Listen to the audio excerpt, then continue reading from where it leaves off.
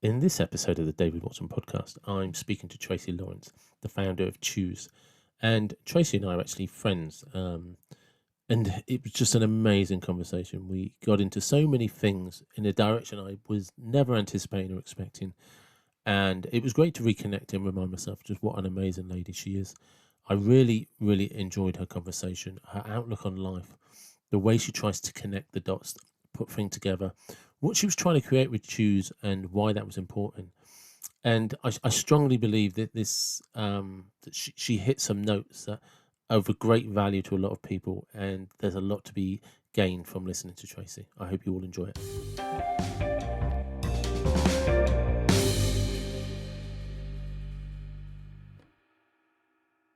Hello, Tracy. Welcome to the David Watson podcast.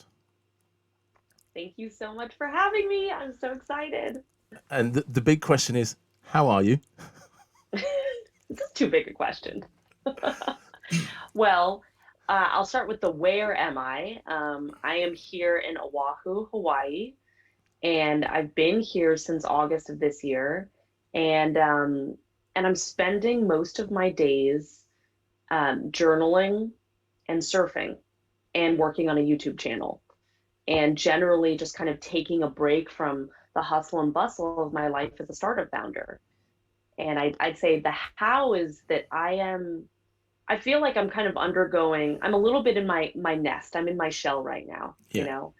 and kind of I'm going back to basics a little bit and kind of evaluating like after I built this company for a decade and we raised $40 million and we grew to 300 employees and then we sold it in this year and we went through hell and back again. And so it's been this incredible journey, but a really, really draining one. And it was all of my 20s. And now that I'm 31, I'm kind of stopping and saying, okay, why did I do all of this? And what is the next decade going to look like for me? And how do I do this not as a reaction to the rat race, but out of a place where I want to do it for myself or maybe out of different motivations. So I'm like very in the thick of it. I don't have any answers yet. Just have a lot of questions. Yeah, because for context, you and I met a few years ago in Morocco surfing, and Yes. you were kind of what was the company? It's Chewse. Yes. Chewse, and you were the founder.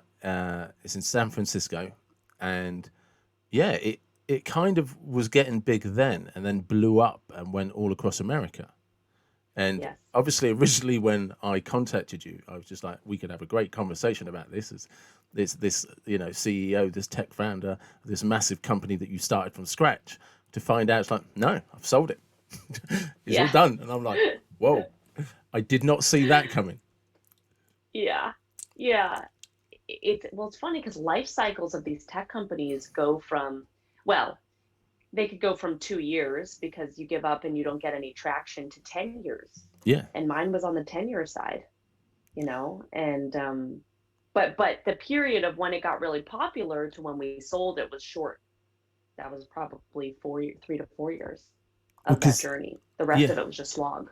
yeah, and so the big question for me um, is actually, how did you get to a place? Because I knew you before. I kind of knew just as it was taken off, like the slog was starting to reward you. Mm, If mm, that's the right way to articulate it.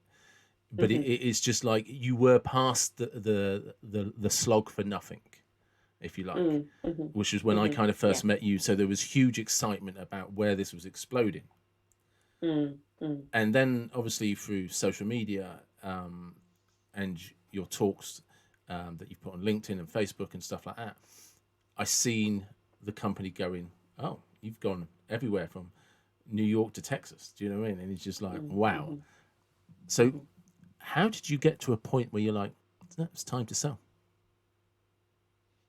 So, I mean, really towards the end of the company, this company was born to take in venture capital and to grow very, very big.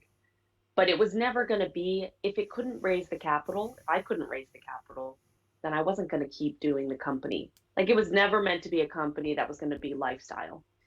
And we kind of looked at it and tried it, but I got to a place where a couple of years out from the sale, actually 1 year before the sale, I went to the board and I was like, look, if this company doesn't grow, then we're going to sell. And the reason, and they fully agreed, and the reason I got to this place is because for me, I felt like without the big growth, I had plateaued in my own learning and the things that I was doing.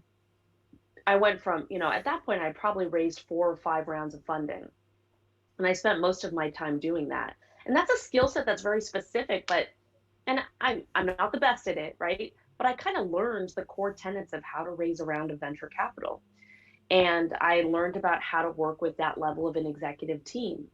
And there was still more to be done on culture, but, and I just didn't have that passion anymore for anything else except build and grow and grow. And then I started to get into building the brand of the company, and I started to really enjoy that. But that was 10% of my job, 15% of my job, right? And so I think my personal growth level started to be underserved by the company. So I feel like I was kind of personally outscaling the company, and it would be wrong to say I was getting bored, because trust me, there were so many curveballs that were being thrown at me, like learning how to do multiple rounds of layoffs. That Yeah. is definitely a skill set. Is it the thing that I want to learn particularly? No. I'd like to do it once and never again. I had to do it multiple times. It's not nice to fire So, people. and in mass, it was horrible. So I think I'd gotten to this place where it's like, look, we're either going to grow big, or I need to, like, we need to stop this, we need to reevaluate, we need to be able to sell the company, and I have to move on. Because, like, I see my personal purpose as building authentic connection, and serving family style meals where people could come together over food was one version, but I now know that there are many other versions of that, that personal purpose statement that it could take over my life. And I wasn't ready to commit at all unless that company was really going to grow big. And ultimately, we couldn't raise our last round of financing successfully. And so that prospect of growth basically, and that's when we started. Can you hear me okay? Yeah, we just had a brief, like a half second, a split second of cut out, but it's good. It's Do fine. you want me to repeat anything? No, Or no, it's fine. You literally you you got it? got to the Okay. you got to the last round and you weren't successful. Right. Right. So basically we couldn't successfully raise the last round. And at that point, that's when I knew. Then we didn't have the engine of growth in order to continue to grow and scale. And so that's when we decided to sell the company. So it wasn't so much a personal decision, more a business decision. It was both. I think personally, I probably came to it sooner. I do remember there was one moment where we had sort of a fork in the road, and we said we could either make it profitable or we could sell it. So this was after we knew we weren't going to raise more capital. And there was a path to profitability. It was going to be a much smaller company, right, in order to build that engine of growth. And maybe we could rebuild it, but that would have taken years. And actually, with COVID, that would have never worked. Yeah. But independent of that, I knew I had two paths, and I could not decide because I felt so guilty wanting to be moving on from the company, wanting to sell it. So I sat down in my couch in Pacifica, this little seaside town south of San Francisco, and I'm looking at the ocean. And I sat down for probably 3 hours, and I just thought about it, and I had a whole conversation with myself, talking out loud. I'm an only child, so this isn't too crazy. I'm talking to myself about my decision, and I start crying, and I realized not only my decision, which was genuinely in my heart of hearts, that I didn't have the energy to rebuild this, to be a profitable company over many years. But I also realized that I had lost my connection with myself and what I really wanted deep down inside. And that's actually why I was crying. And in a weird way, I ended up crying tears of joy because I had that moment to reconnect with myself and say, Tracy, what do I actually want? Because at my worst case, I'm a people pleaser. I really love people. I love service to people, but sometimes and oftentimes it means I don't know what I want in the moment. And I hadn't stopped for years to ask myself what I wanted, until that moment, and it was very clear to me.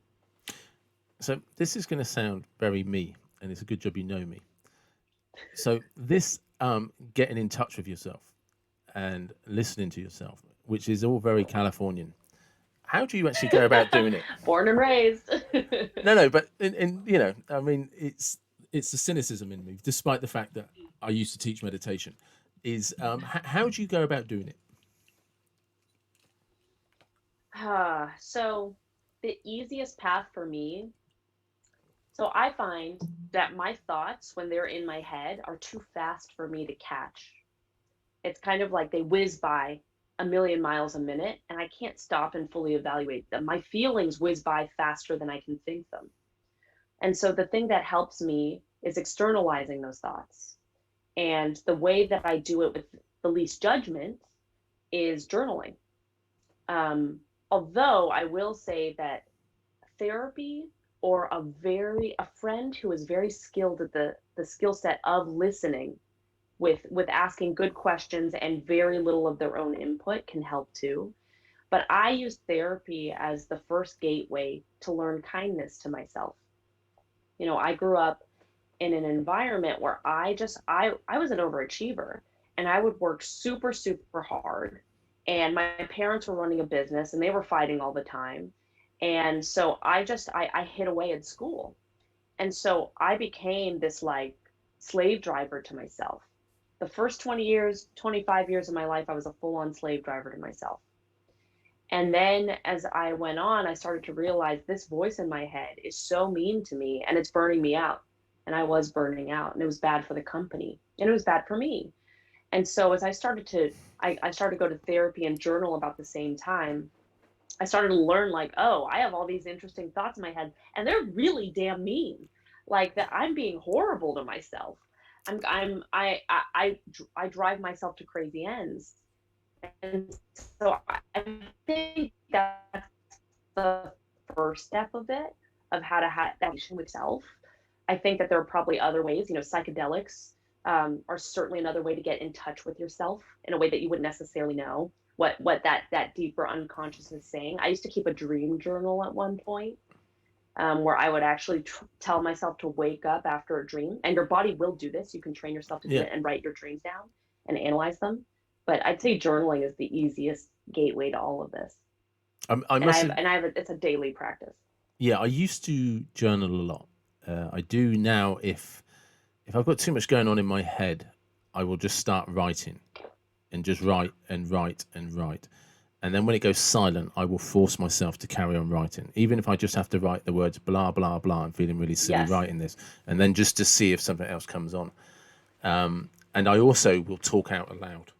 I'm very. Mm, It's almost like a meditation, and I will just talk about why something. I will try to talk about why it's bothering me. So I'll talk about what's upset me and that I'm angry or yes. that I don't understand, and then I'll try and Yes. figure it, and then I'll try and verbalize why, and see what insights come through.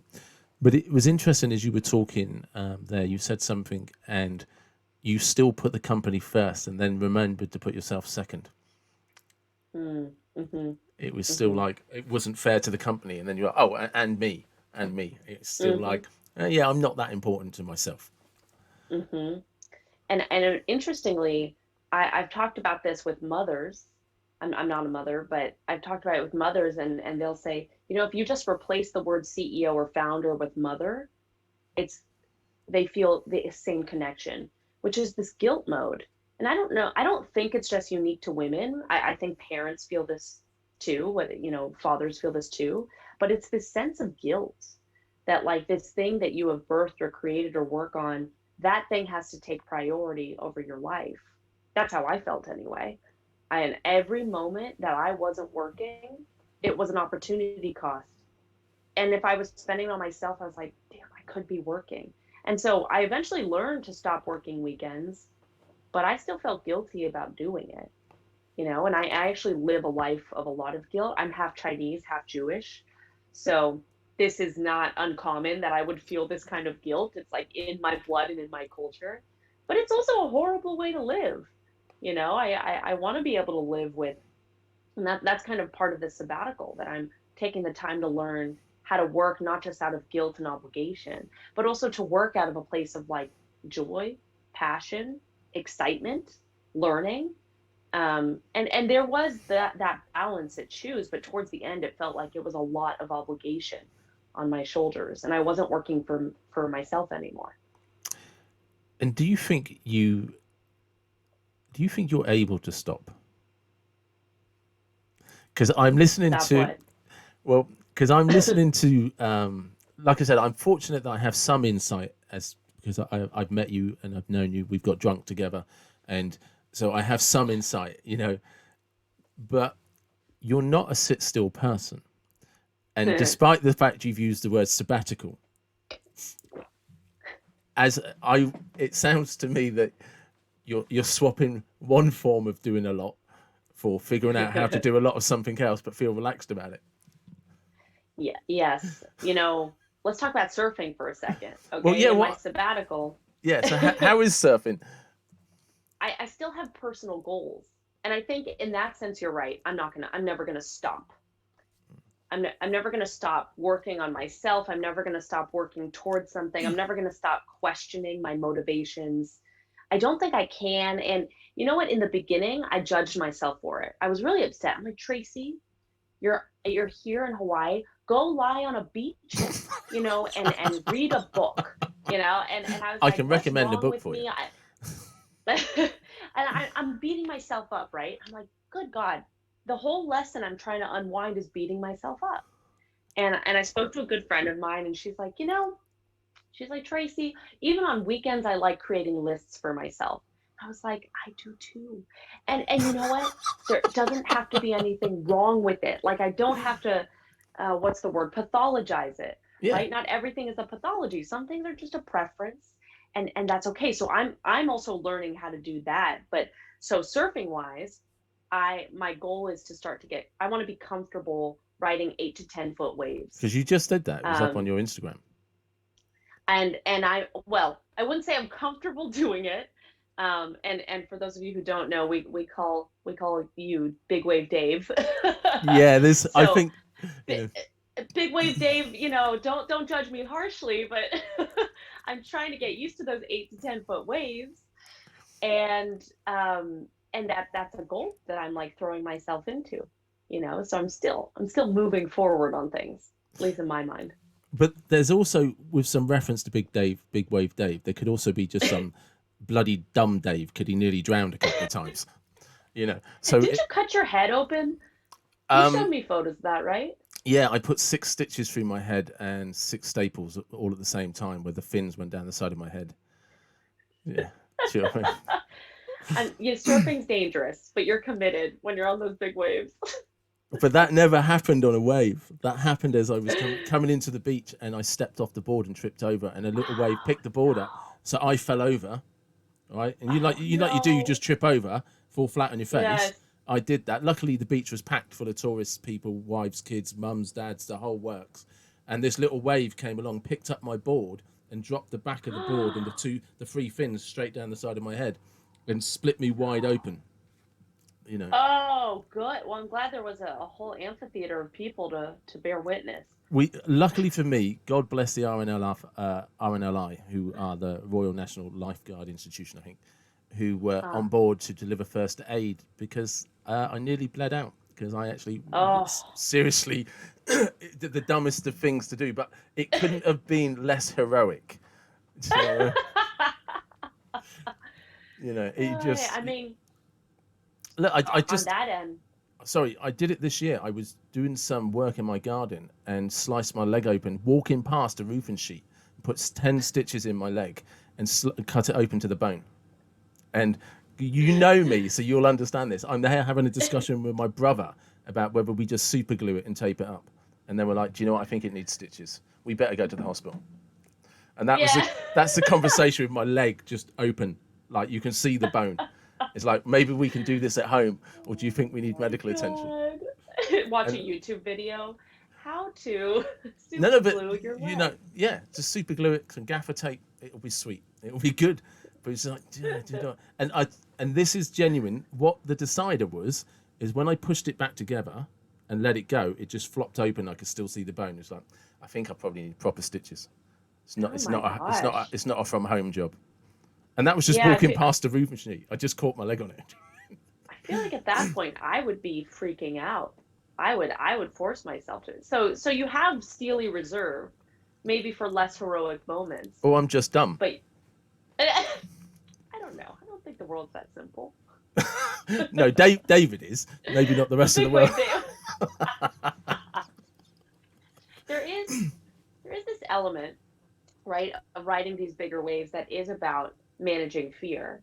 And I Yes. do, and not avoiding the catastrophizing, because I see myself, I'll see this wave, and when you're riding an 8 foot wave, 6 feet I've become more comfortable with and I can catch, but an 8 foot wave, for some reason, 8 to 10 feet is just, you're looking up and it's a wall of water, Yes. and it's about, it's a house high wall of water coming at you, and it's not just the height, it's the thickness, it's a lot of ocean that's moving toward you. And I find the thing that I love about this, I've been taking a free diving course, and it's all about managing fear and feeling safety. And I had a fear spiral. I went to this spot on the North Shore. The North Shore of Hawaii has some of the biggest, heaviest, most pristine waves in the world. Yeah. And surfers from all over the world will come out in the winter when it's big. And so I'm on the North Shore and the waves are over my head and it's crowded. And I went into an utter fear spiral and I felt it in my body.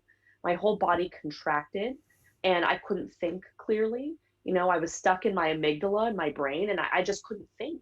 And then I beat myself up for feeling fear. And so I think it's interesting to test these limits, because it's all the analogies to life and feeling fear, It is. right? And being able to manage that fear. And I just love it so much. I mean, I haven't I haven't been able to surf since I was in California last year, and I literally got 2 days surfing in, and that was it. And then my friend Duncan broke his foot down in Santa Barbara, so it's just like, oh, okay, that's the surfing holiday over. Duncan. Yeah, it's all about Duncan tonight. And but there's this, and I actually don't try to go on big waves now because I did nearly drown in Portugal. Where like even I was at a point like as I'm under the water being held down and swished about, and I'm like, okay, well, it's not been a bad old life, has it? And Yeah. there was Yeah. I've never been able to articulate it very well, but when I finally got released that I could get back to the beach, I was there was a point before that, and there were witnesses, there were people there that will tell you it was like about 5 minutes of me just coming up, getting pushed back under, getting sucked back, coming up, and it was just continuous as I was caught in this Yeah. cycle of wave sets. But there was Oh. a point about halfway through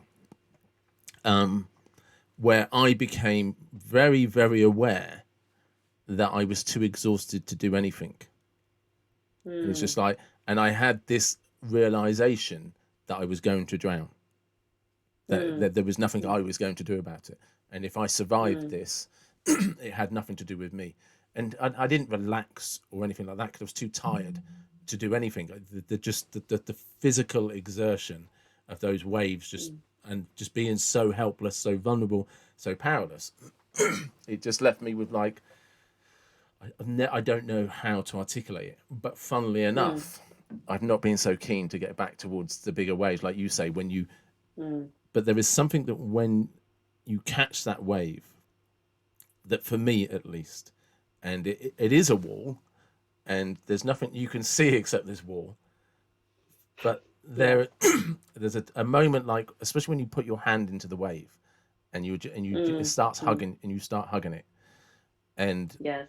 in those moments, I'm able to tune into something that I have never felt anywhere else, and I can almost feel the other side of the ocean in my fingers, and I can hear the way the board is skimming on the water, and on one hand there's this roar of a wave, but then there's a silence, and below that silence I can hear just the way the board splits the water, and in those brief moments I feel a connection, because weirdly I feel connected to everything because everything else has been shut out.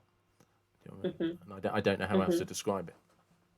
I think here in Hawaii, what they would call it is aloha. Yeah, And what I've learned about aloha is that aloha is really about source and connection to source. And there is something for me as well that keeps me going back to the ocean that is spiritual.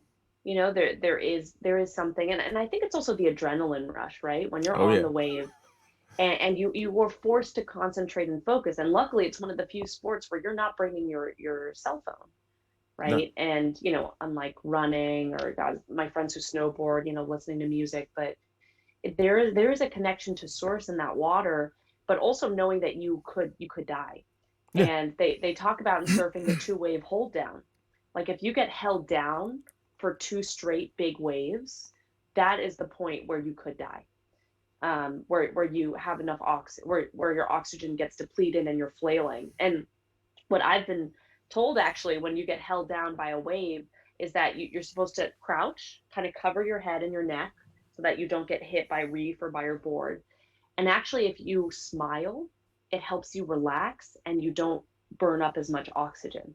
yeah, But of course, you're being pummeled, right? And the fear and your body starts to flail. And so I've started to learn to actually kind of go limp a little bit and relax into it.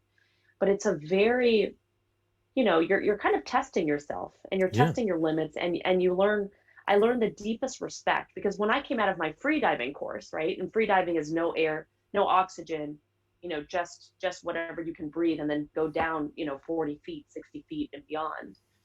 And when I survived that, and I came up and I was like, very little else actually matters in this life. Like the rest is kind of gravy, because there are basic core survival things that we take for granted. And I don't know if you felt more gratitude after that day for being alive, but I certainly did after free diving and not dying, not running out of oxygen. I was in agony because I dislocated my shoulder under, Oh and it man, popped back in under the water as well. how big were these waves? Well, it wasn't just that the waves were big; it was the fact that um, we were in a bay that was wider at the entrance and narrowed.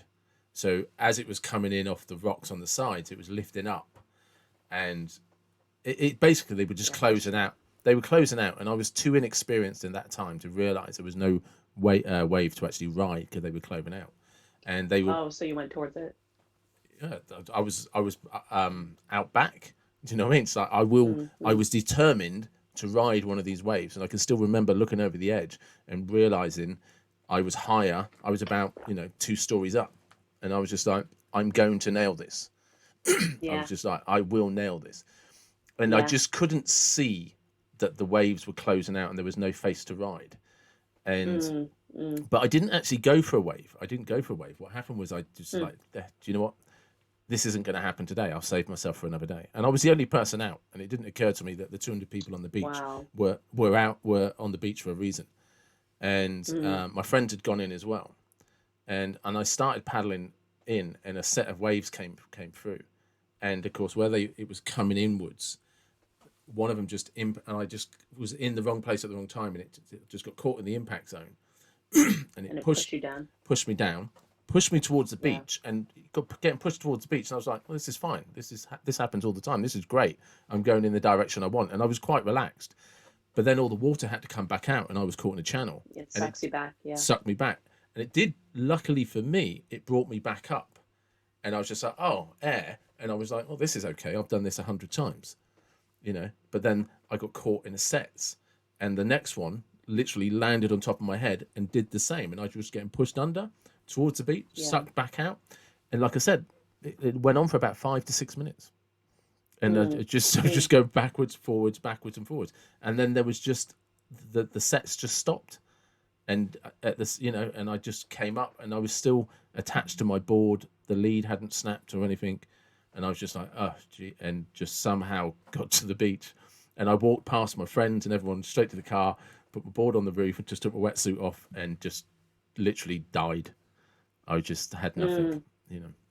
mm, mm. See, they actually have surf apnea classes for big wave surfers to train on how Mm, to handle this. And one of the things I learned from free diving is that there's a very specific breath sequence that you can use, as you come up for air, but also that I could hold my breath for 2 minutes. Yeah. And knowing that, plus the breath sequences helped me, because before I took free diving, I was at Ocean Beach in San Francisco, and I got held down by an 8-foot wave. And that wave, by two of them actually. And that, it felt like minutes. It was probably less than 15 seconds. Yeah. But in those 15 seconds, you're violently getting churned. And I didn't know which way was up and which way was down. And I'm clawing. And as I'm clawing and I can't breathe, it's burning all my oxygen. And I'm panicking, and it goes white. It goes light and dark, light and dark. And then it's dark. And you don't think you're ever going to see the light again. And that really scared me, because I didn't trust my body. And now going out in these waves, I still have a lot to learn, but I'm trusting my body more to be able to handle the breath. But part of it is just the freaking out nature of it. Yeah. But what you went through, I mean, it sounds like you were dealing with like double overhead waves. Yeah. You're talking, what, 15 feet, 20 feet? That's insane. That's insane. Like Yeah. that's territory for big wave surfers for sure. And dumb people. I was in the right place at the right time.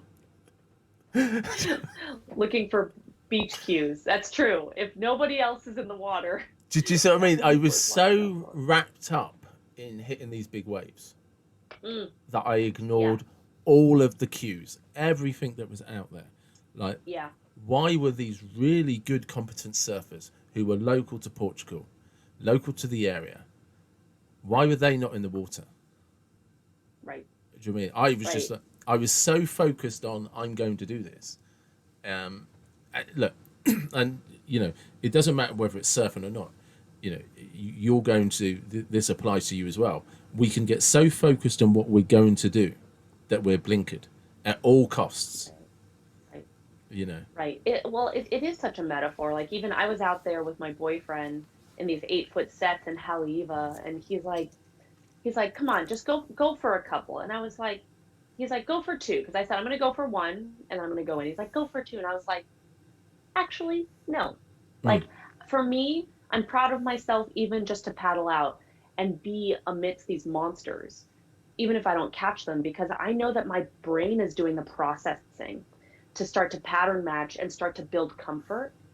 And that is enough. And I think sometimes even just it's kind of like exposure therapy, right? You expose yourself to the thing that you're the most afraid of.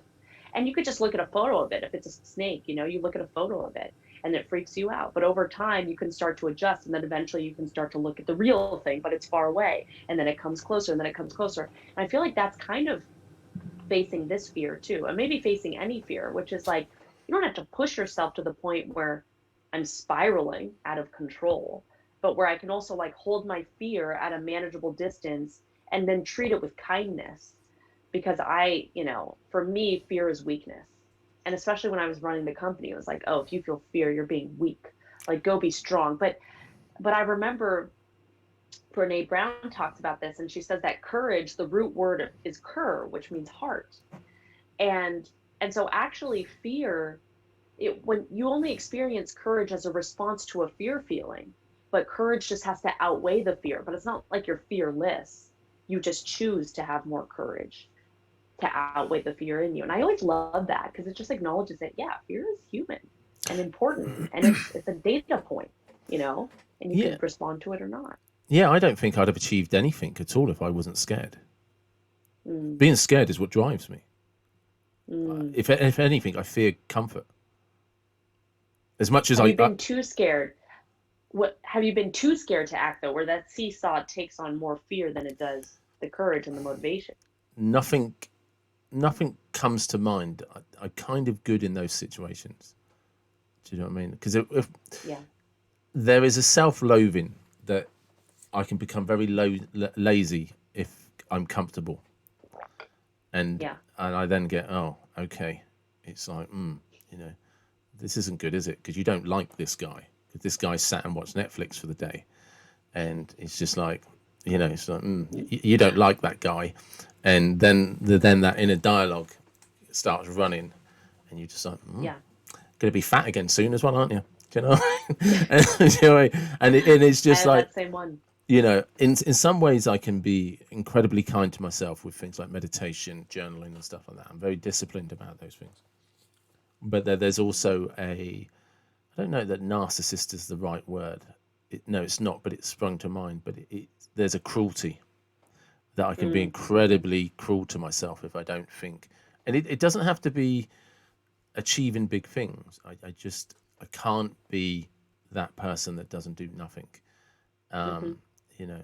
But weirdly, if I go on holiday, I can just sit on a beach for 2 weeks, do nothing but read books, surf, drink beer, and it's fine because it's almost like this is the time and the place to do it. It's permission. Yes. Yeah, yes, it's Yes. permission. Yeah, I'm the same way, and I find that if yeah, it's permission if it's like a 2 week period, but as it becomes my life, I find that if I don't exercise every day, if I don't do a certain amount of things each day, then I am lazy, and that is like one of my fears, and I don't want to be a mooch Yeah, because growing up there was always a mooch, there's always a mooch in the family, and that mooch, when we talked about it, oh, that mooch was reviled, like you never wanted to be the mooch. I'm like, in my head I'm like, I will never be a mooch. I and that also codes as I will never relax. yeah, And my coach always told me, always said, we're called human beings, not human doings. And I always thought, man, but what does that mean to be? And I think it's a very Buddhist sentiment. I can't wrap my head around it. I like the notion in theory, but it's difficult for me to wrap my head around, oh, if I did nothing all day, literally nothing, just watch Netflix, I don't know, sat and read, which is still something, but if I did nothing, yeah. could I still love myself innately? And that's not a place that I've gotten to where the answer is yes. No, because I can read a book because I look at it as a learning task, even if it's a book of fiction. It's like I'm doing something specific for a reason. It's not but I can't just sit and watch TV for the sake of watching TV. It's just like, well, you've just wasted time you're not getting back in your life. Do you know Hmm. what I mean? It's just like, Hmm. but I can go for a walk with the dog for hours and that's fine. Hmm. Good. Hmm. But it's because I'm walking the dog. It's fine. Hmm. There's a part of me that justifies I'm walking my dog. This is for the benefit of the dog, and this is how you're a good, responsible owner. Do you know what I mean? Not, it's nothing to do with the fact, oh, I just happen to like walking, and the dog's a good excuse to do it, whether the dog likes it or not. And part of that is great. It's how humans achieve things, and it's Mm. what drives ambition. But I am interested, and I do want to do like a silent meditation retreat when COVID, blows over. But I am interested in the opposite state, because if you can live in a range, my goal, and I don't think I'll ever achieve it, is like, how do I get to almost the most perfect harmony with myself and my motivations and self acceptance? How do I achieve that perfect harmony of self acceptance? And that means that if today I'm tired and what I really want to do is just watch Netflix all day, can I give myself the permission to do it because that is what I want for the day? Knowing that tomorrow I'll probably be, surfing a big wave and getting out there and being productive in my mind. Um, and to be able to be in acceptance with yourself in all of those states. That's where I hope to get to. I have a theory on that, and that is we give too much to the kind of the Buddhist state of silence with Mm, because what we're doing is assuming that we're all the same and that we should all be mm, able to get off on the same thing. And my caveat to that is it's not about whether you can silence the mind. You can just find harmony in, am I enjoying what I'm doing? So you can work 80 hours a week, but if you're genuinely enjoying it and you're feeling nourished from it, then that's who you are. And to do anything else would be counterintuitive to your instinct and the nature of the beast that you are. And it's recognizing that and accepting that. Do you know what I mean? And accepting that in all that it encompasses. Is it mm, because it feeds an ego? Is it because of an insecurity from a child? Is it because you're trying to prove something to yourself? Or are you just genuinely wrapped up in something that you're passionate about and enjoy? And if that encompasses mhm, all your mhm, life and you don't feel a longing for anything else, maybe that's your purpose. Maybe that's what you found. mhm. But I don't think it has to be any form of stillness at any point in time. Mm. Well, I do think that's interesting because sometimes my lack of self acceptance comes from the very source that would tell me to accept myself, which is this Buddhist ideal of being the fucking Buddha, Yeah. right? And it's like, wait Yeah. a minute, they would be the first to be like, don't, Yeah. accept and love yourself. And I've been thinking about in the tech world, and maybe not just in the tech world, maybe it's kind of a generational thing, but the idea of um, I work because I want to create impact. Yeah. I want to help the most people at scale. But for some people, I'll go a level deeper, and there isn't that much below it. Mm. And what I've come to believe is that for some people, the idea of having impact is actually the new age term for wanting to be famous Yes. and wanting and it's an ego drive, which is unidentified. And I think as long as you can identify, if you're that person that loves working for 80 hours, but it's not because it nourishes you, it's because you're actually looking for you're chasing stability, you're chasing money because you think it'll give you stability, and you're unaware of all of that underneath the surface. That requires self exploration. But I also do believe in seasons, and sometimes there's a season for working 80 hours a week in a way that does kind of nourish you, because like especially in your 20s you've got that energy. You almost have to go through that hell fire to learn and to come back from it, right? But there is that season, and to accept the season. So I agree with you. I do think that there is something to that theory of just like, yeah, for some people that genuinely is what nourishes them, and you're just different from me, as long as you've explored, gone deeper than like I want to be famous or I want money. And I think you've hit the nail on the head. It's knowing the difference. You're never going to sit still because that's the nature of your beast. That's your instinct is Mm-hmm. to learn, to be creative, to follow your passions. But through journaling, you understand where some of that comes from and why that's Mm-hmm. important and why it drives you. You mentioned earlier that you were able to escape in your childhood at school and be an overachiever Mm-hmm. because of things going on at home. Okay. So you're recognizing all of that, but it's actually weirdly that taught you the independence, the facing your fear.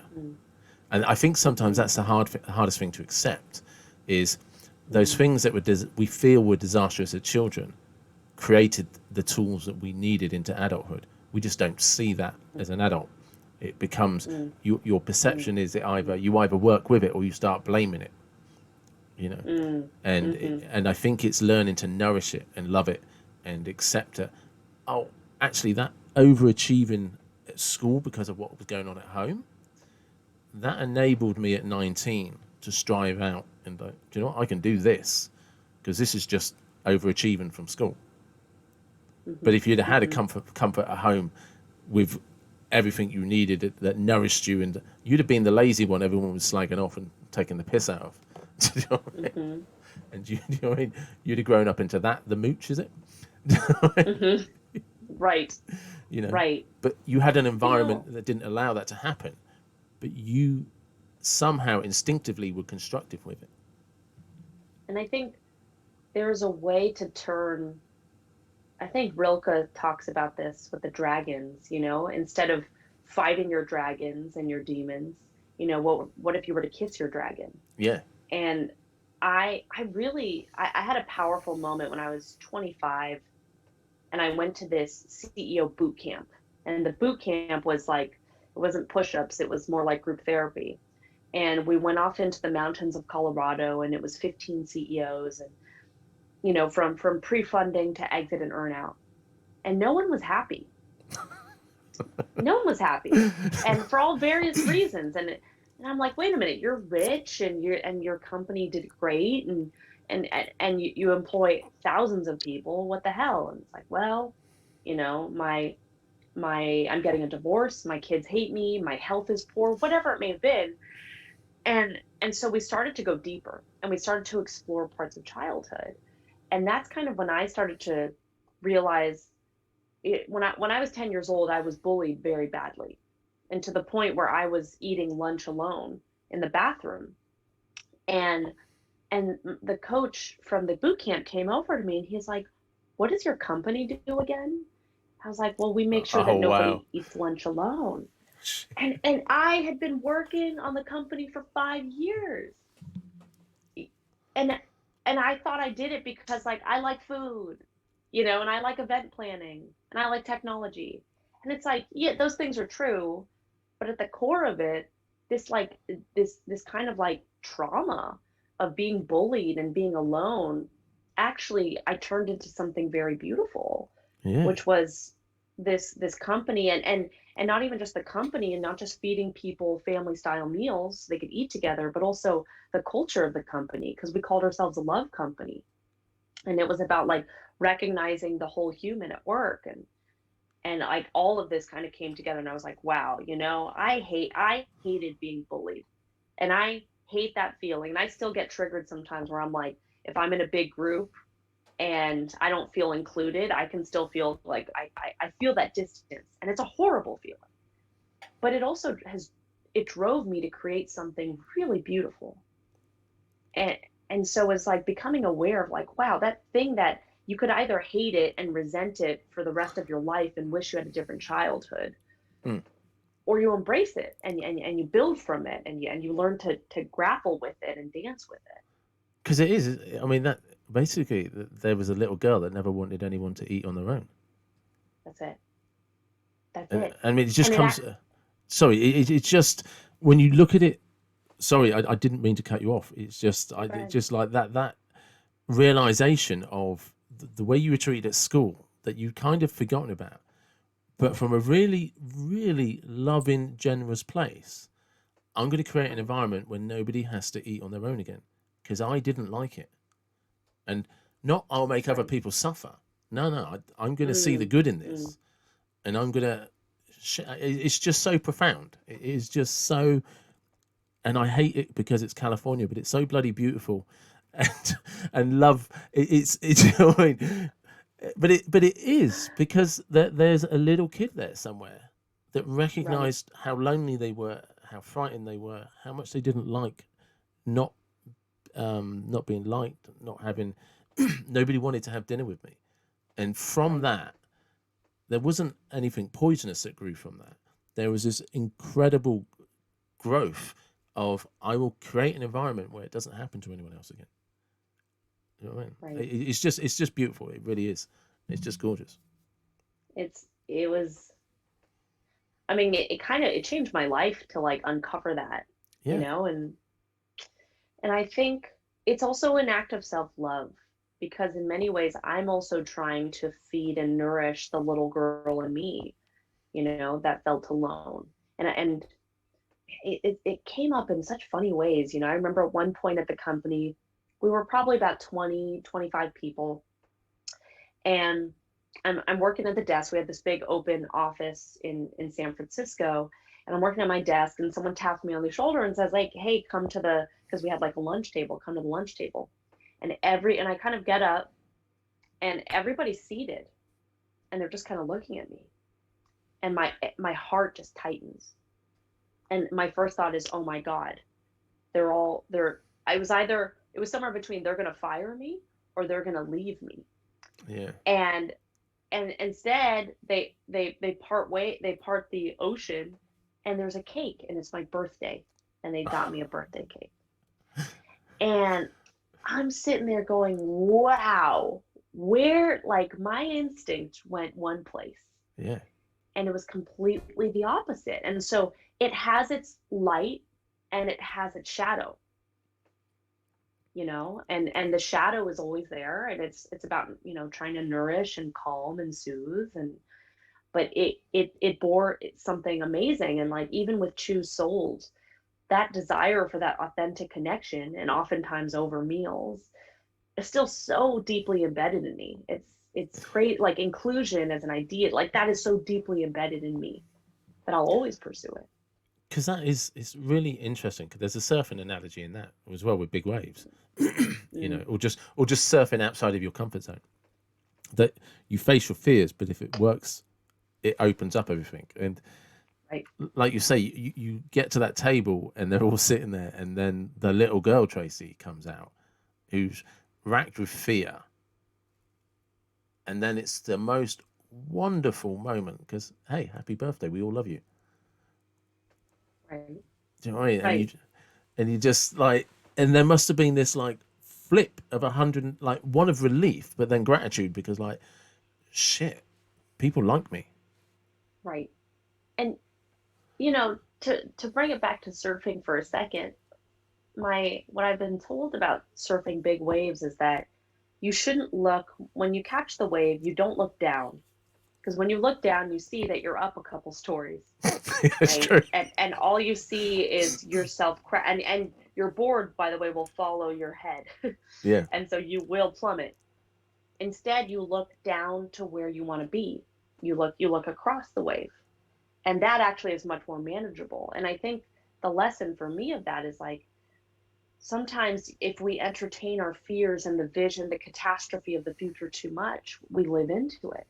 Yeah. We embody it. But if we actually look towards like, okay, this is the future that I want to embody. I want to build a platform, I want to build a service, I want to build a culture that brings people together. And yeah, who knows, we might fail, but this is the path. And you look down the line, that actually is way more successful, and then it's less fearful, and then you can also enjoy the ride a little bit more. And And that's, that's I don't know, it's one of my favorite parts about facing that. yeah, and that's life as well. For anyone listening, that's life. Don't worry about how you're going to do it. Just look down the line and say, where do I want to go, and how Right. and then try and develop those And then trust habits. yourself. Yeah, yeah, definitely trust yourself. But just try and then like, what habits would I need to make that happen? I Mm, want to get over there. hmm.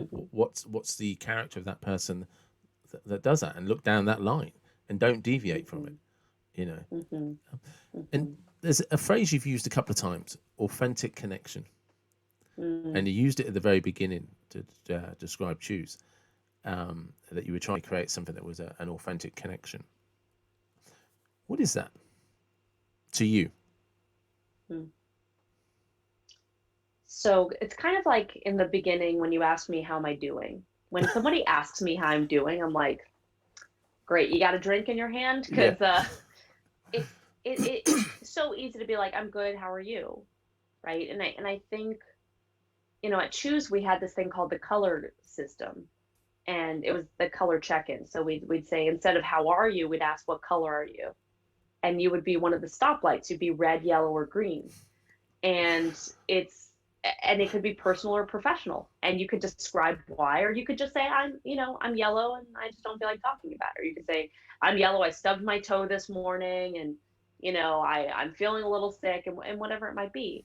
And so it's to go a little deeper. yeah, And I think I've been described to have an intensity, which I'm learning to be okay with, but it's like I really like to get to know people in a deeper, vulnerable way. I mean, this conversation is like lifeblood for me. yeah. I love it because it's very real. Well, And do you remember how we connected in the first place? You were in the back of a besides, minibus, eavesdropping on a private yes, conversation. yes, that's right. Yeah, and So you just me, stuck your head over between the two of us. Like, that's really interesting. Do you mind if it's I like, join in? And it's like, well, hello, are you talking about your childhoods? yeah. Because I'd like It's to like, join in. it's like we've never really met. By the way, my name's Tracy, and I've been listening to the two of you talk for half an hour. It was really deep, and I have so many questions to ask you. It's true. It's true. I forgot about that. I'm so glad that you reminded me of That it. it's 'Cause imprinted on me. It was it's unfair. It's for people that are listening. It's unfair. There was a funny 3 days where there was collectively a group of us that you would never be able to repeat, but just something about that energy, that moment. And I'll give another example. Is there's a person we both know called Greg, and Greg and I just happened to have the coolest apartment on this holiday by accident.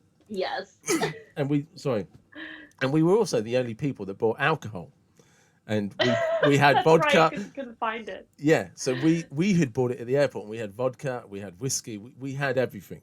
And so suddenly Greg and I, who were clearly the oldest people, both in our 40s, well, Greg was in his 50s, I think, and I was in my 40s, were suddenly the coolest kids at school. Not only did we have the place to hang out, we also had the alcohol and the pot and everything. We were just, and I remember there was yourself and Jenny, The other one whose Yes. name I can't remember was unwell and was upstairs. And Benny. Benny. Benny and Jen.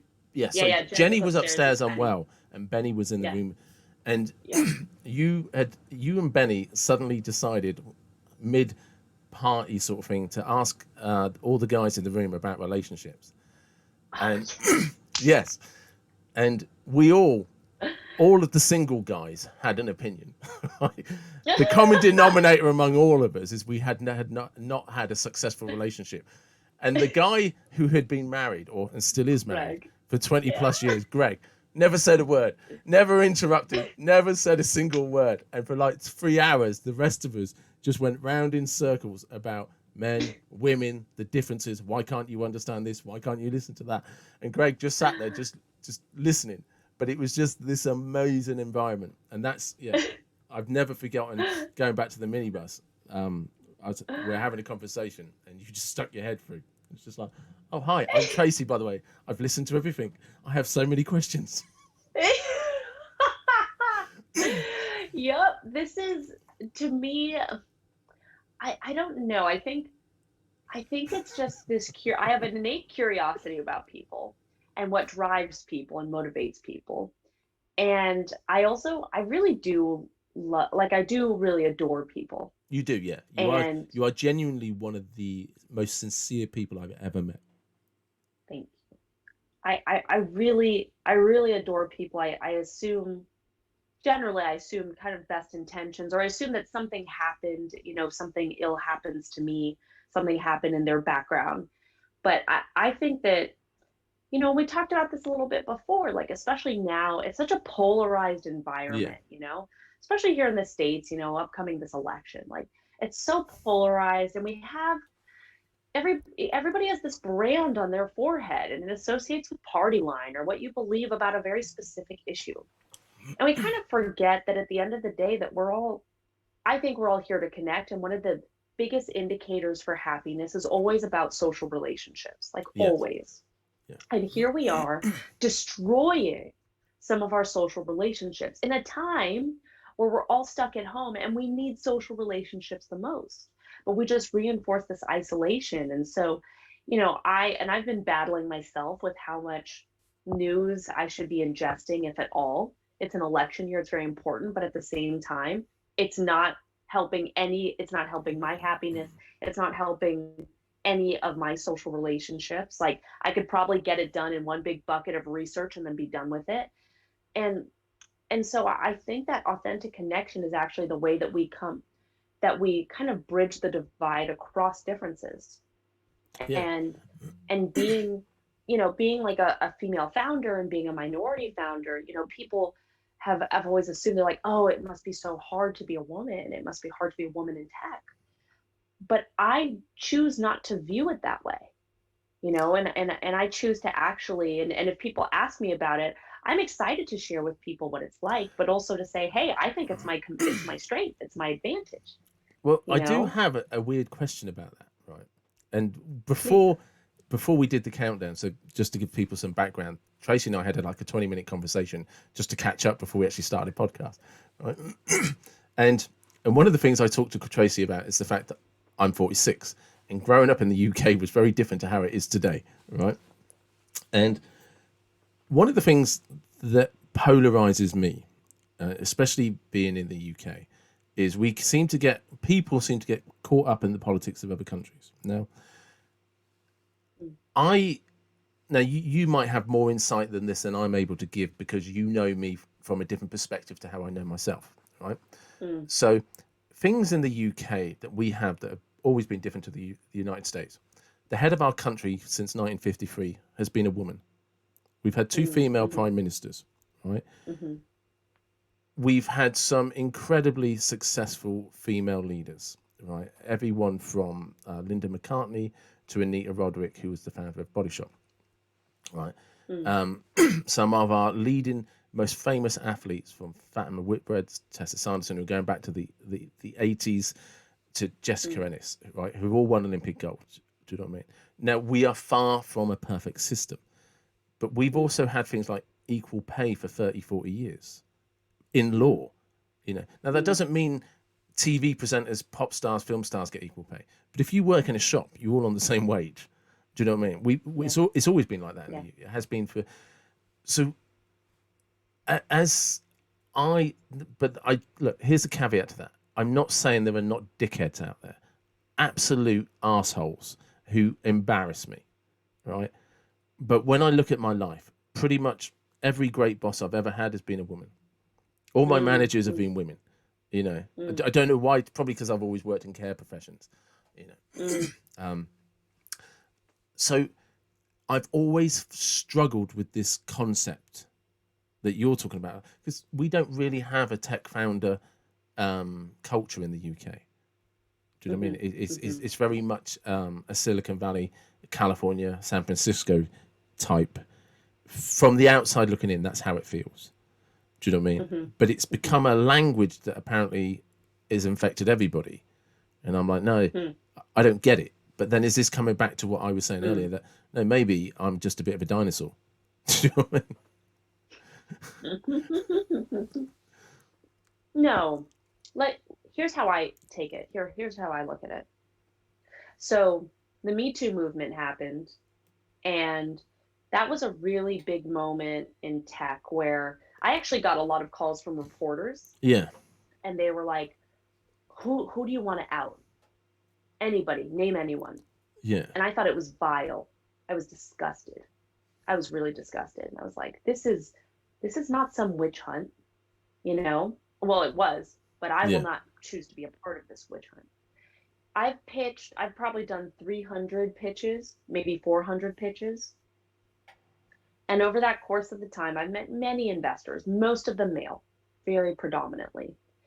And I've only ever had one incident that was anything close to sexual harassment. Anything close, and it wasn't. But where it was uncomfortable, and it was like, and I told her, I was like, I'm never talking to you again, and I'm never referring you to anybody again. But that was one incident out of 400. Yeah. And so the problem that I have found with this narrative is that it scares women, it frightens women away from tech and from becoming leaders, because it is the only narrative that the media wants to play. Yes. And that makes me very angry. That makes me very angry. And it also diminishes the power that women have when we walk into a meeting with a man. Because all of a sudden, the only lens that we are trained in is that I'm a woman, you're a man, you have power, I do not. Yeah. And we live into that lens. And we also stop our learning. I was coaching a female founder, and she was pitching this man, and he rejected her. And she comes back to me and she says, oh, he rejected me because I'm a woman. And I was like, really? Did he say that? She's like, no, but he said that my vision was too small. And I was like, pitch me your vision. And she pitched it, and I was like, it's too small. But here's the good news. This is a skill set, and let's practice making your vision bigger.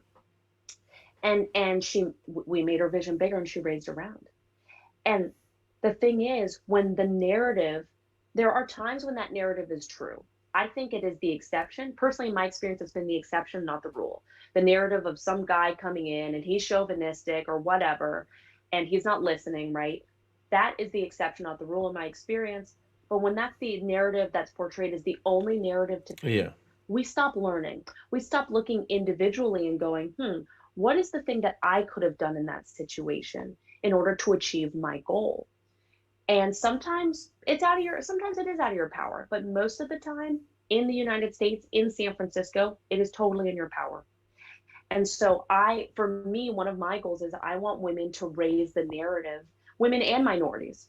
I want us to raise the narrative for ourselves, because it's great to have men as allies or majority as allies, but ultimately that's something that we can and have total power to do from within.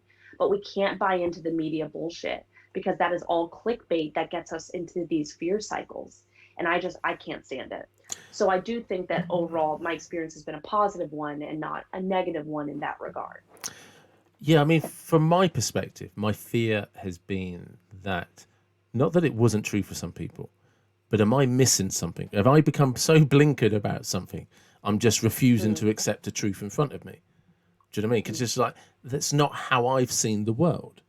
But understanding how you see the world is also it's really important to understand the possibility of someone else's perception from Yes. their base of experience, and Yes. it's a hard skill to learn, that somebody else's Mm-hmm. perception and experience can be very different to yours. Right. So it's been nice for me to hear that side of it. So it's like, okay, the, because we can become cynical about the agenda and the script that the media is promoting and the reasons why. Like you said, it Right. turned my feelings about it were that there is a combination of a witch hunt going on and some people that need to be made accountable. Yes. You know, Yes. Absolutely. but there's a And difference. it's not to say that we should, but the good thing about the movement was that it created a dialogue around Yeah, all of this. And I think the dialogue is important, but I think that the solution is the wrong one. I think the witch hunt is the wrong solution, and it gives away the power for women and minorities.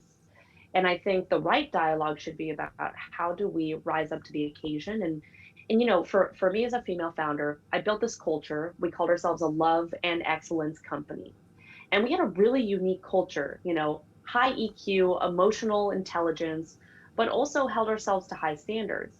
And we had people that loved that culture, that absolutely, and we also had people that hated that culture. But it was a polarizing culture, that what the people who loved it, I mean, they would have done anything for Chewse. yeah. And I think a lot of that came from my perspective as a woman, and I built it into the culture, and a lot of men and women really were drawn to it. And so I kind of used that as a strength and built something that was very unique in a sea of startups that are all trying to hire talent. That's kind of one example among many. Yeah, it's just for reference. What does EQ mean? Emotional quotient. So Emotion. there's So there's San Francisco. there's IQ, right? So Yeah, there's your intelligence, yeah. and then there's your emotional intelligence. So that's the EQ. That's so EQ. funny. Wow, we really do come from different places.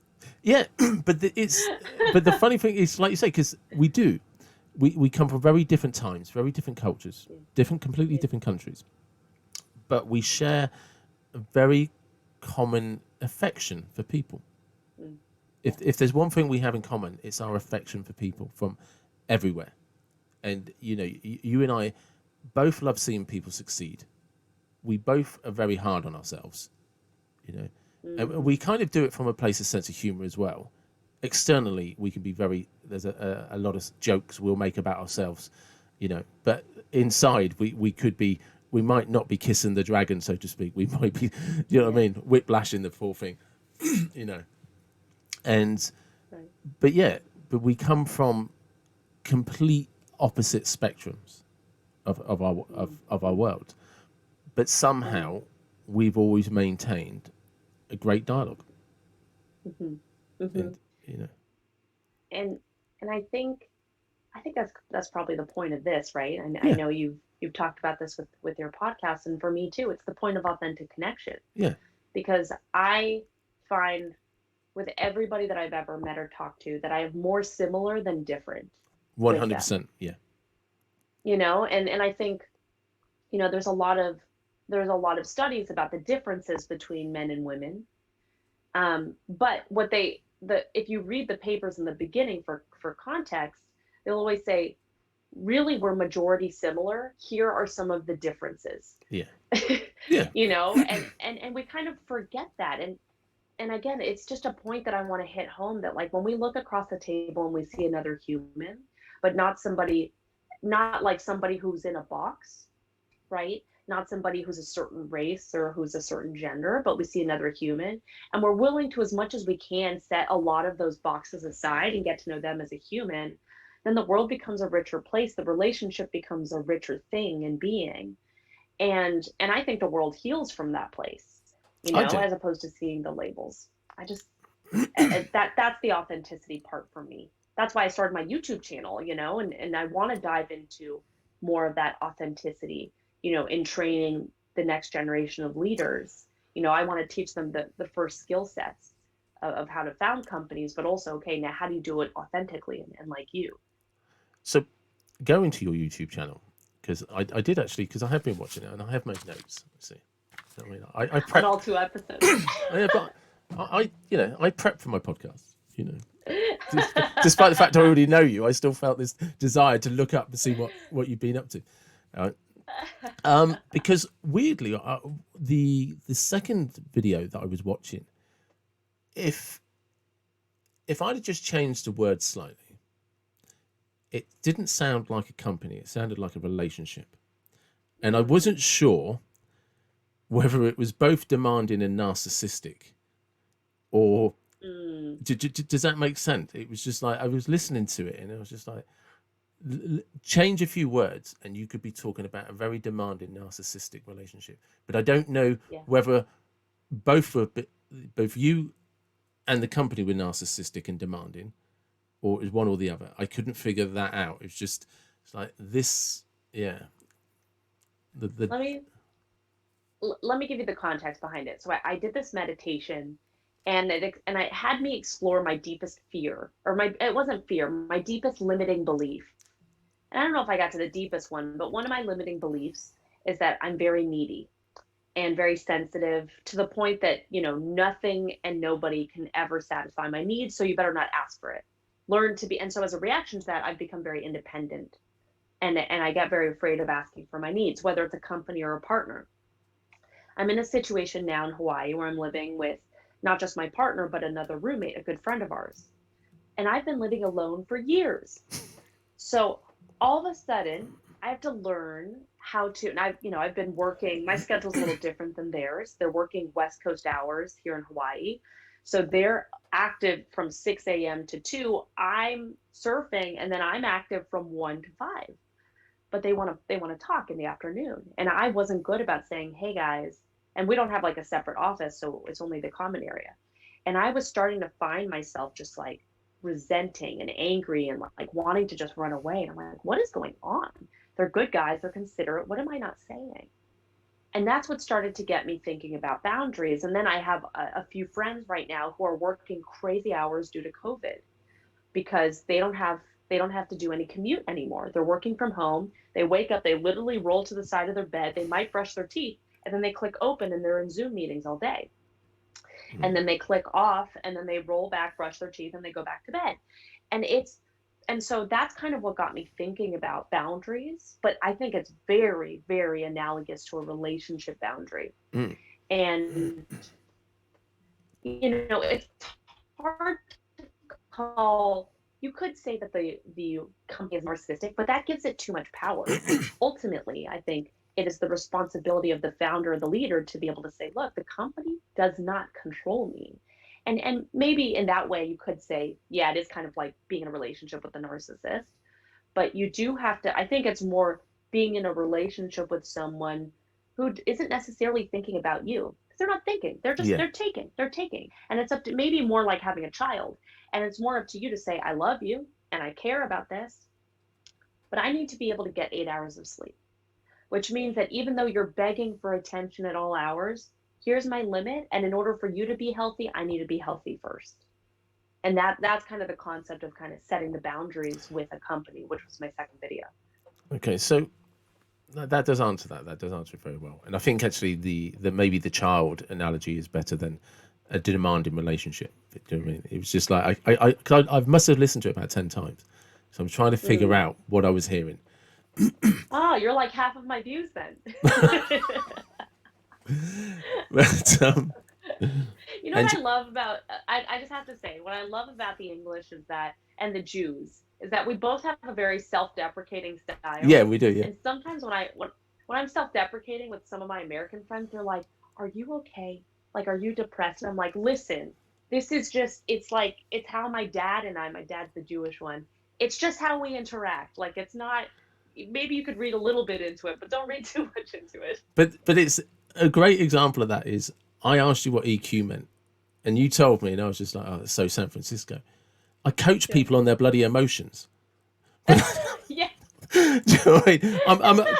I'm an executive, confident, and life coach, and I help people with head injuries come to terms with their disasters and their families. I'm one of the most emotionally in touch males you could ever meet. But there's this very Irish, half British, cynical 46-year-old male who can't help but crack a joke about it as well. And do you know what I You mean? have to move to San Francisco. I know 10 women who would love to date you. I'm just saying. There's definitely a dearth of, emotionally intelligent guys. Well, the funny thing is, somebody was asking me about being single the other day, and I come to the conclusion, good or bad, that the common denominator is me. So maybe I'm the problem. Now that No could be comment. me as the problem, or maybe just my choice of women is the problem. But the common denominator is clearly me. So for any of Tracy's friends who are interested in that, you're forewarned. I'm sharing the video right after. Yeah. But yes, I am single, 46, Libra, and in good shape, I hasten to add. No children, but I do have a dog. Yeah. And make fun of me for being high EQ. Yeah. Yeah. It'll teach you. There was a really there was something I wanted to ask you for that. So, how did you come to a point, like, bringing it back onto seriousness, just for a moment? It can't be about me, just because it's my podcast, right? So, recognizing all of the things that were essential to run a good company. The very foundation of that is you have to protect yourself first, nurture yourself first, protect yourself both physically and emotionally, which is the hardest thing for any mother or parent to do, whether it be of a child or of a company, which was incredibly hard for you to do. Yeah.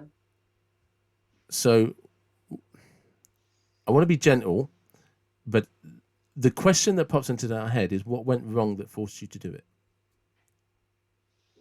If anything went wrong. God. Yeah, it's hard to say that there was one inciting incident.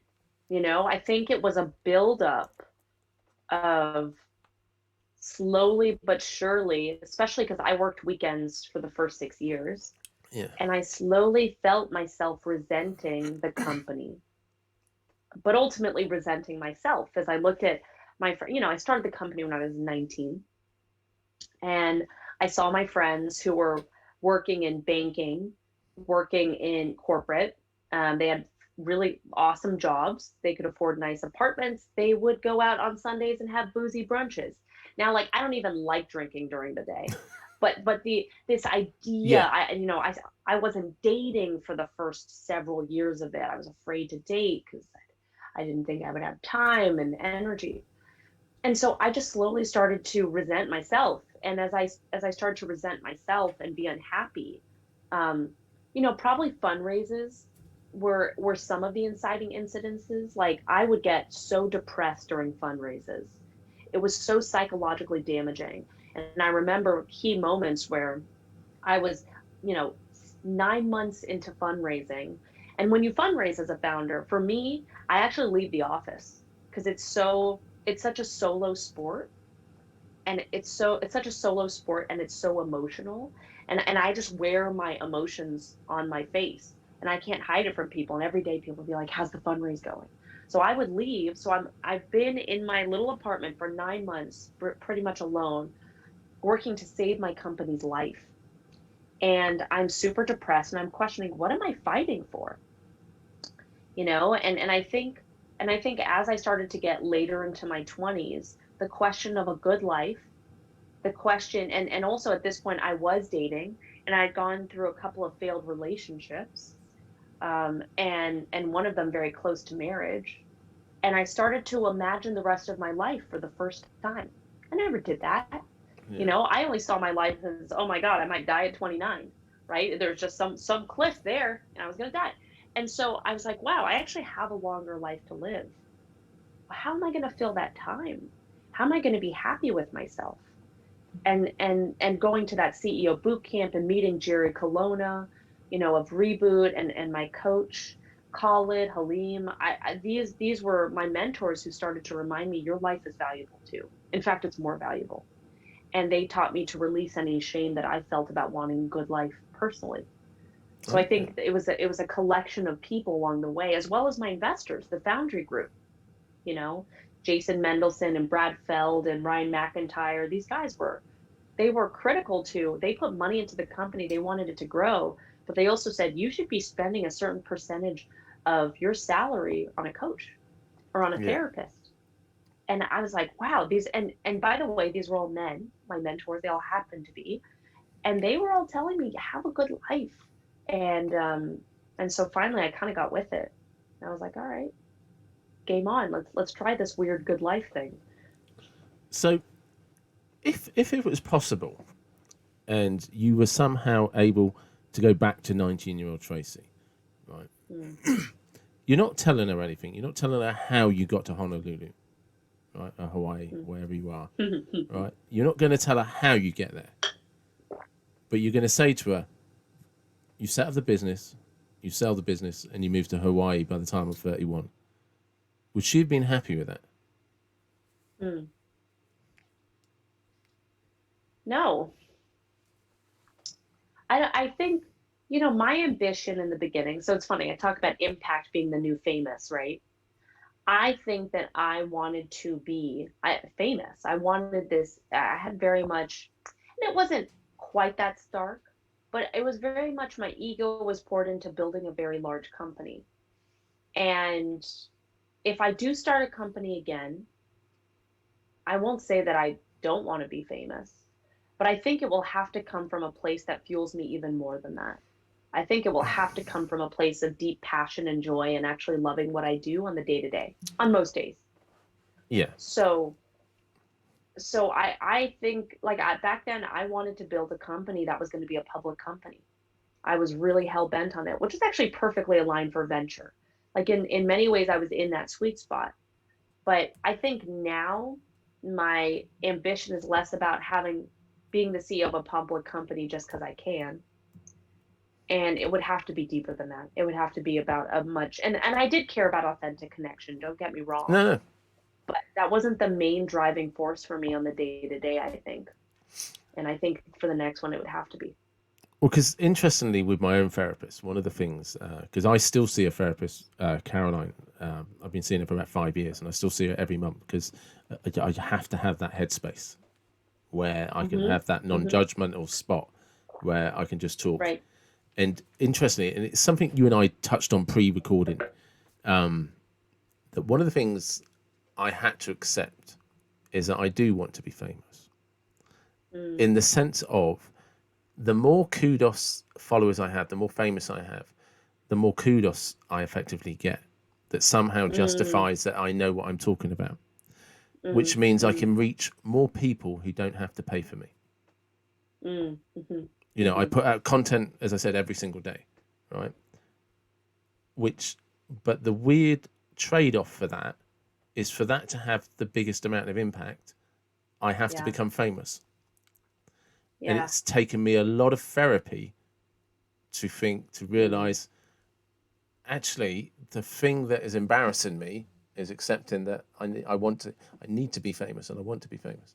But Mm-hmm. it's that, to use your words, it's that authentic connection. Because to me, the more people will then listen to me.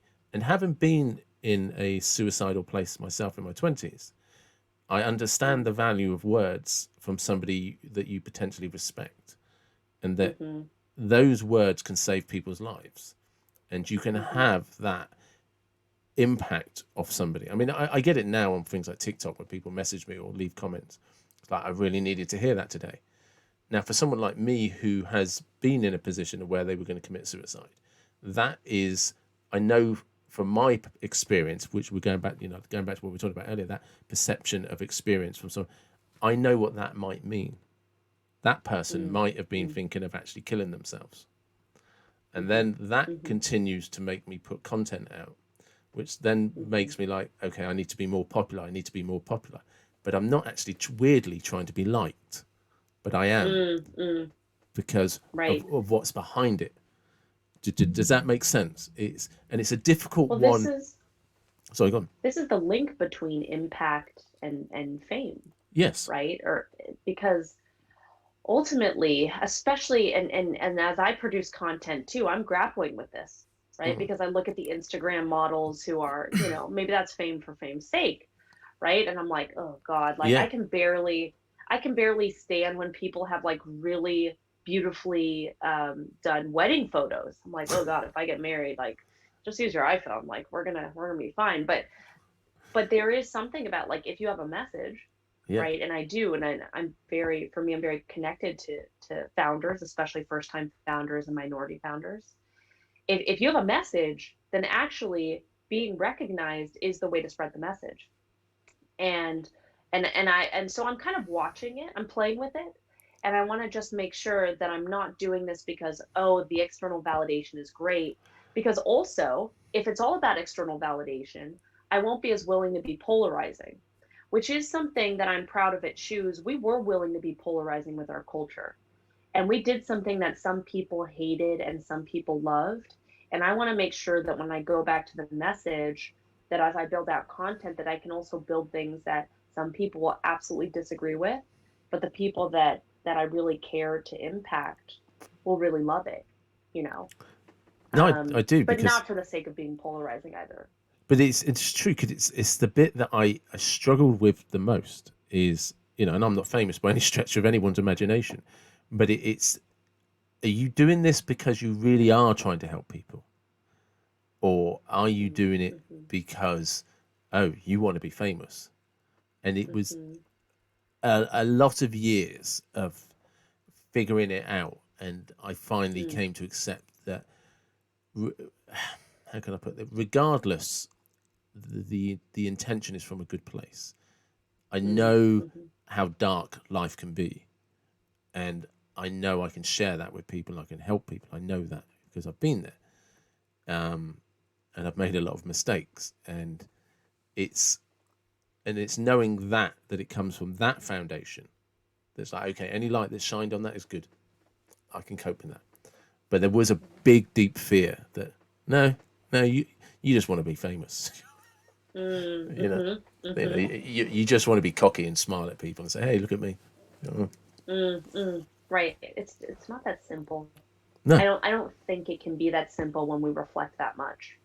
You know, for some people it can, but I think that's a thin veneer and it usually doesn't last people that long. but I think for probably possibly over stereotyping, for people like ourselves who are very reflective, we will over analyze, Yeah. and we will go down rabbit holes that were never really there, but we dug them ourselves without realizing. That's very true. Yes. you know and we think Yeah. something's really, really deep, and it's like, no, it was never that deep, but you dug such a bloody hole trying to figure it out, because the answer was already there. It's just like, it's too simple. Let me spend the Right. next 6 months diving down this and going off and It's true. creating a maze I can't get myself out of. It's like, oh shit, how did It's I get even true. in here? you know yeah. I've definitely talked to a friend about like this self-reflection, and he's like, I am not convinced that it is the better way to live. You know, and I kind of love that brutal honesty, right? Because I love, like, it is the way that I have chosen to live my life, and that kind of depth and reflection. But it is hard to tell if it is the better way to live when you uncover so much, but you also hide so much from yourself in the, that attempt to uncover. I often say the problem with cliches is they're cliche, but they're so Mm, bloody true, and sometimes ignorance is bliss. mm, Do you know what I mm-hmm. mean? And people Yeah. who can just glide through life, not questioning everything, like Yeah. in the Right. middle of a meditative contemplation state, if I'm not careful, I will Yeah. ponder the reason the butterfly landed in front of me. Is that a message from the Mm-hmm. universe? Do you know what I mean? Because Mm-hmm. I Mm-hmm. was Yeah. thinking of that Yeah. color right now. And is that Yeah. Yeah. does that then mean in 5 years this is going to happen? Do you know what I mean? And it's just like, maybe, David, it's just a butterfly landed. Yeah. No other reason. Right. It's a sunny day and you're outside and there's a butterfly. Oh wow, what a coincidence! Do you know what I mean? The Right. universe Right. isn't constantly trying to talk to you. Yeah. In fact, the Yeah. universe probably Totally. wishes you'd shut up Yeah. and just chill out and do something. Just maybe try and relax once in a while. So it is. It can be dangerous for people like us if we don't have something constructive to focus on. We can, like anything, you can overtrain, you can overdiet, you can overread, you can overstudy, you can over socialize, too much drink, and I think sometimes we can be a bit too reflective, too deep, and dig trenches where there wasn't any reason to start a hole, you know. Right. And sometimes it's too much in the head. Yeah, It's too rational as opposed to heart or body. And I think that is where the Eastern philosophies do get interesting, of like trusting yourself and your intuition. That part is hard when you're like reflective and everything has to be constructed, whether it's externalized, right? Or there's like there's a reason for things as opposed to like a reason for things. yeah, So I am also trying to, and I think that's why it's important for me to get to an island. yeah, Like they say here that with aloha and even the Hawaiian people, that they're much closer to their subconscious, and that there's, because of it, like spirit signs from the world, intuition is a little bit stronger here. Now I'm in the middle of Honolulu right now. I'm going to move to the North Shore in a little bit, but Honolulu is a big town. It's like there's 800,000 people that live here, so it's still a big city, but there is something about like being connected to the ocean and to the trees here that does kind of move you from head to like everything has an ROI, everything has a reason, everything has a piece of data associated with it, just kind of down to like, okay, actually there's something far bigger than me. yeah. And so I'm excited to be here and listen to that more. No, I'm hoping that goes well for you. Just out of curiosity, what would you do again? Because on the YouTube channel, and I hear they talk about what they wouldn't do, and the pitfalls to be Mm, careful of. What would you yeah. do again? Mm. Um, my co-founder and I set up our values for the culture when it was just the two of us, when we were hiring our first employee. And we went into this room and we just said, okay, let's dream about our future office at 20 people and what it's like and the values we hold. And we mapped it all out. And then we each picked three, and they happened to be the same three. And we created a value system that we then changed again at 20 people, and then we updated at 200. And I would 100%, like, that was our guiding light for building such a strong culture. And I still talk to a bunch of chooselings today So did you just say who are still chooselings? chooselings. Yeah. That's what I called it. I don't No, know what anybody else calls it's incredibly cute. It's just like the it. offspring have names. It's just like, We the alumni network, yeah. and there was and we're all very close and connected and wanting to support one another. And so I'm very proud of that. I'm very proud of the intention that we put into the culture. And I would 100% have done that again from like pretty much day one. Okay, That was a big one. cool. And that's probably a great place to end the podcast. Thank you very much. Yeah. Cool. Anyway, Thank you.